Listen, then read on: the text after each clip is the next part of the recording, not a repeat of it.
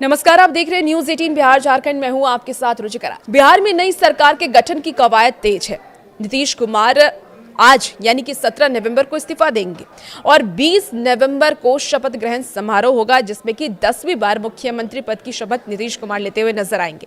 लेकिन मुख्यमंत्री तो नीतीश कुमार बनेंगे, लेकिन डिप्टी सीएम कौन होगा इस बार, इस रेस में कौन कौन दावेदार है, उसके बारे में हम चर्चा करेंगे। बीजेपी और जेडीयू के मंत्री हिस्सेदारी के संभावित समीकरण क्या है, इसके बारे में आपको बताएंगे। क्या मंत्रिमंडल में बड़े फेरबदल की संभावना है? क्या कुछ बड़ा फेरबदल इस बार हो सकता है? क्या MY यानी कि महिला और यूथ की बात जो नरेंद्र मोदी करते नजर आते हैं, क्या इस बार के मंत्रिमंडल में महिलाओं और यूथ की भूमिका ज्यादा हो सकती है? चलिए इसके बारे में विस्तार से आपको जानकारी देते हैं। तो देखिए, बिहार विधानसभा चुनाव 2025 में 202 सीटें जीत करके प्रचंड बहुमत हासिल करने वाली राष्ट्रीय जनतांत्रिक गठबंधन यानी कि NDA में अब तक सरकार के गठन को लेकर के अंतिम दौर की कवायद तेज हो गई है। सूत्रों के अनुसार जो जानकारी सामने आ रही है, नीतीश कुमार 17 नवंबर को राज्यपाल को अपना इस्तीफा सौंपेंगे और उसी दिन नई सरकार बनाने का दावा भी पेश करेंगे। सबसे बड़ी खबर यह है कि 20 नवंबर को नीतीश कुमार 10वीं बार मुख्यमंत्री पद की शपथ ले सकते हैं और इस बार के मंत्रिमंडल में बड़ा विस्तार देखने को भी मिलेगा, जिसमें कुल 30 से 32 मंत्री हो सकते हैं, जो कि विधानसभा के क्षमता के अनुसार 36 की सीमा के करीब होगा। खास बात यह है कि विधानसभा में सबसे बड़ी पार्टी होने के बावजूद भारतीय जनता पार्टी और जनता दल यूनाइटेड के बराबर मंत्री हो सकते हैं, जिससे कि सरकार में नीतीश कुमार की पार्टी का कद एक बार फिर से बढ़ना तय माना जा रहा है।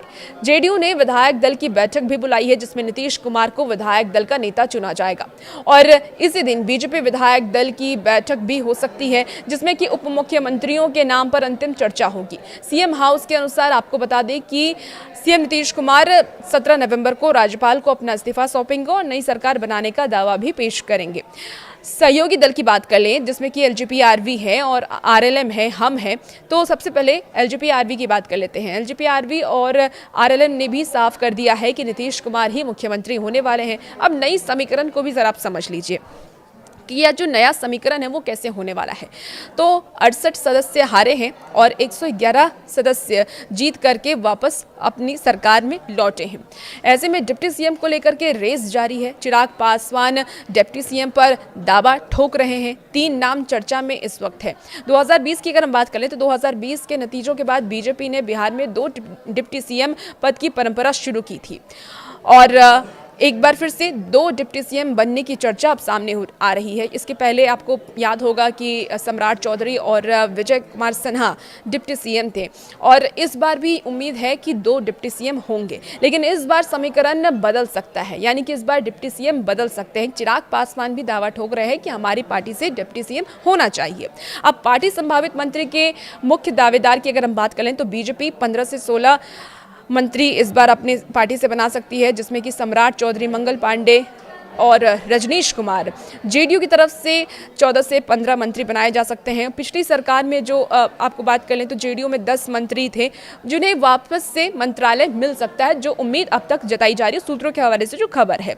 इसके साथ ही LJP-RV की बात करें तो 3 प्रदेश अध्यक्ष, जिसमें कि राजू तिवारी और हमसे एक संतोष मांझी, RLM से उपेंद्र कुशवाहा की पत्नी स्नेहलता दावेदारी में है। इन्हें कोई भी मंत्रालय दिया जा सकता है। अब LJP-RV की तरफ से जो दावेदारी पेश की गई है डिप्टी सीएम को लेकर के, इसमें कौन कौन से नाम है वो भी जरा आप जान लीजिए।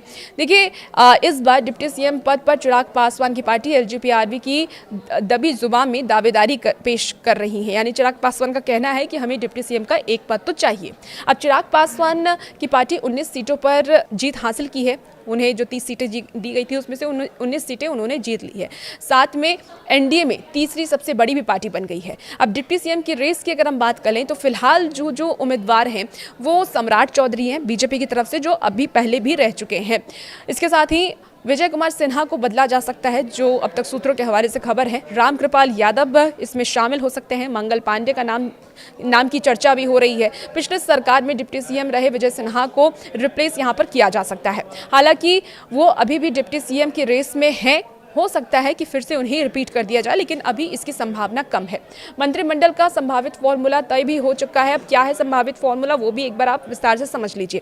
देखिए, सूत्रों के मुताबिक इस बार मंत्रिमंडल में 30 से 32 मंत्री हो सकते हैं और पिछली बार के अनुभव के विपरीत इस बार जेडीयू और बीजेपी के बीच लगभग बराबर बराबर मंत्री पद बांटे गए हैं और बांटे जा सकते हैं, जो सूत्रों के हवाले से खबर है। जेडीयू अपने कोटे के मंत्रियों में बड़ा बदलाव नहीं करेगी। पिछली सरकार के 10 मंत्रियों की वापसी लगभग तय मानी जा रही है, यानी कि जेडीयू अपनी तरफ से उन्हीं मंत्रियों को रिपीट कर सकती है, लेकिन बीजेपी में कई नए चेहरे भी देखने को मिल सकते हैं।